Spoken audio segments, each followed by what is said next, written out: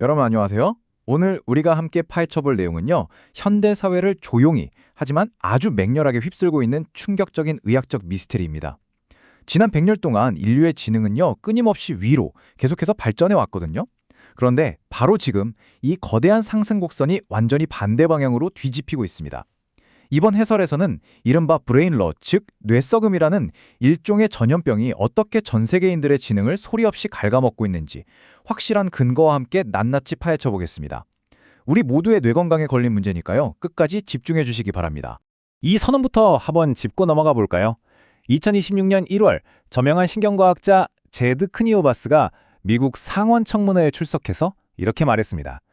역사상 처음으로 우리 아이들은 우리가 그 나이였을 때보다 멍청합니다. 와, 정말 등골이 서늘해지는 말 아닙니까? 사실 과학적인 측정을 시작한 이래로 핀란드, 노르웨이, 영국 같은 선진국을 포함해서 전 세계 인류의 IQ는 세대가 지날수록 꾸준히 올라갔습니다. 무려 한 세기, 100년 동안 이어져 온 지능 상승의 법칙이 방금 보신 저 폭참 발언과 함께 산산조각 나버린 겁니다. 자, 그렇다면 우리는 이 질문을 진짜 진지하게 던져봐야 합니다. 과연 우리는 역사상 최초로 부모 세대보다 인지 능력이 떨어지는 세대일까요? 좋아요. 그럼 본격적으로 들어가 봅시다. 도대체 무엇이 인류의 지능을 역행하게 만들었는지 그 진짜 뿌리부터 추적해 보겠습니다. 아마 많은 분들이 뇌썩음 혹은 브레인 롯이라는 단어를 들으면 요즘 소셜미디어에서 유행하는 가벼운 신조어라고 생각하실 텐데요. 사실 이 단어의 기원은 무려 1854년으로 거슬러 올라갑니다. 헨리 데이비드 소로라는 위대한 철학자가 자신의 책 월덴에서 처음 쓴 말이죠. 복잡하고 깊이 있는 생각은 피하고 그저 단순하고 자극적인 것만 찾는 사회의 지적 게으름을 꼬집기 위해 만든 단어였습니다. 그런데 재밌는 건 최근 몇 년 사이에 이 단어의 사용 빈도가 230%나 폭증했다는 겁니다. 오죽하면 옥스퍼드 사전이 공식 정의를 새롭게 업데이트할 정도였으니까요. 이제 이 단어는 저품질 디지털 컨텐츠의 과소비로 인해 발생하는 인지 능력의 심각한 저하를 의미하는 아주 무거운 뜻을 갖게 되었습니다. 섹션 1 최초의 환자, 예일대 연구, 인지능력 저하 현상의 진원지를 살펴봅니다. 모든 전염병에는 시작점이 있죠. 감염을 폭발시킨 이른바 페이션트 제로, 즉 최초의 환자 말입니다. 2025년에 예일대 연구팀이 발표한 자료를 보면 무려 10년 동안 사람들을 추적 관찰하면서 최근 집중하거나 기억하거나 결정하는 데 어려움을 겪은 적이 있나요? 라고 물었습니다. 결과가 어땠을까요? 2013년에는 연려갈세에서 34살 청년들 중 5.1%만이 그렇다고 답했어요. 그런데 딱 10년 뒤인 2023년 똑같은 연령대에서 그 비율이 9.7%로 껑충 뛰었습니다. 거의 2배 가까이 늘어난 거죠.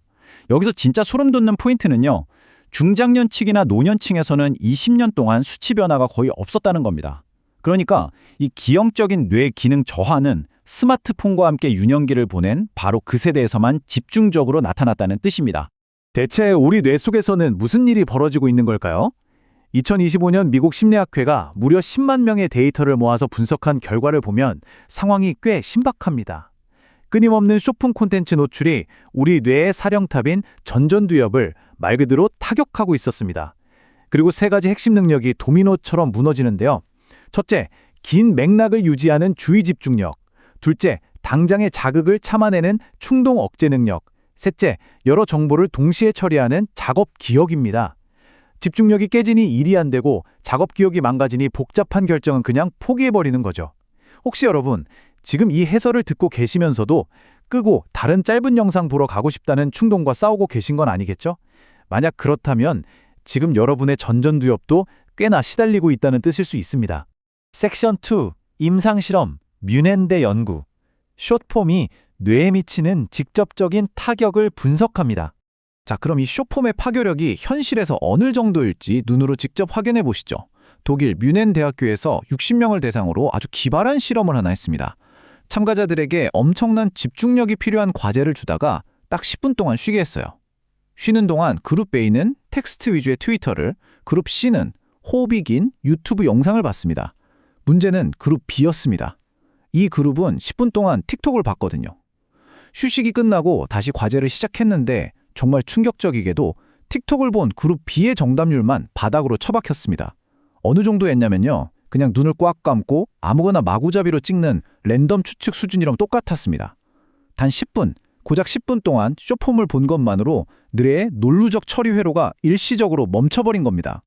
예전에는 학자들이 이걸 보고 뇌가 디지털 자극 때문에 늙고 퇴화하는구나 라고 생각했습니다. 그런데 2025년을 기점으로 정신의학계의 생각이 완전히 바뀝니다. 이건 퇴화가 아니다. 이건 방해다. 이게 무슨 말이냐면요. 10대에서 20대 초반은 전전두엽이 한창 완성되면서 평생 써먹을 인지 능력의 뼈대를 만드는 가장 중요한 시기거든요. 근데 15초짜리 그 짜릿하고 강렬한 영상들이 뇌 회로가 제대로 만들어지는 것 자체를 아예 회방 놓고 있다는 뜻입니다. 멀쩡하던 뇌가 망가지는 게 아니라 애초에 똑똑한 뇌로 크지 못하도록 길을 막아버리고 있다는 거죠. 섹션 3. 종을 초월한 감염. AI에게 일어난 뇌 썩음 현상입니다. 근데 여기서 이야기가 진짜 기괴한 방향으로 흘러갑니다.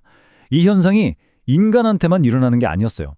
2025년에 텍사스 A&M, UT 오스틴, 퍼듀 대학교 연구진이 모여서 최첨단 AI 언어 모델에게 소셜미디어의 저품질 바이럴 숏폼들을 계속 학습시켜봤습니다. 그랬더니 AI의 추론 능력이 74.9점에서 57.2점으로 뚝 떨어졌고요. 긴 문맥을 이해하는 능력은 84.4점에서 52.3점으로 거의 반토막이 났습니다. 이 결과가 왜 무서운지 아시나요?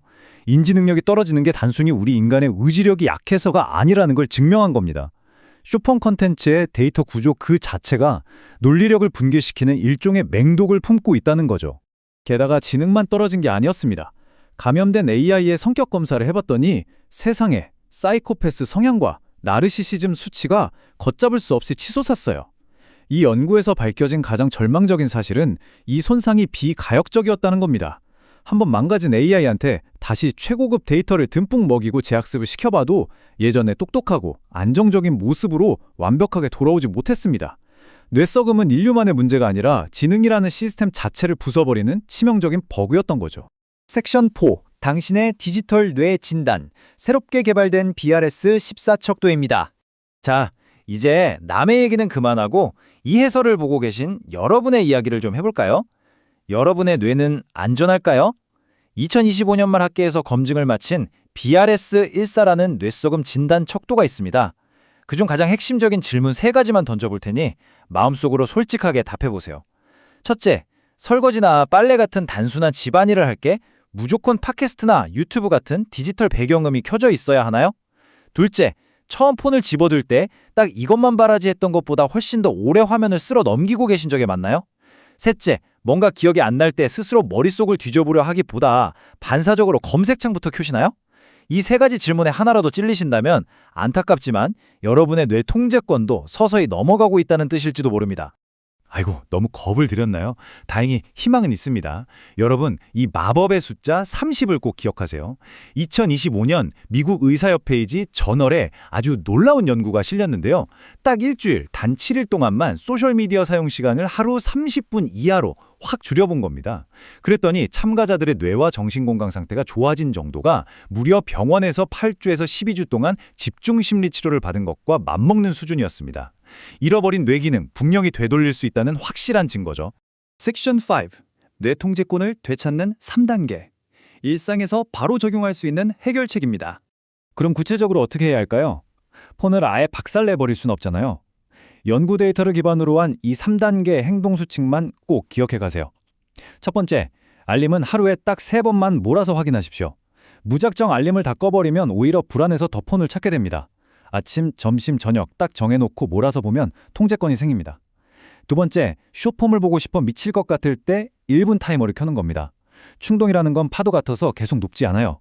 딱 1분만 기다리면 그 피크가 꺾이고 이성이 돌아옵니다.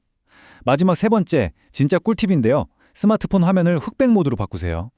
우리 뇌는 쨍하고 화려한 색깔의 도파민을 뿜어내도록 진화했거든요. 화면에서 색을 쭉 빼버리는 것만으로도 무의식적으로 폰을 들여다보는 시간을 엄청나게 줄일 수 있습니다.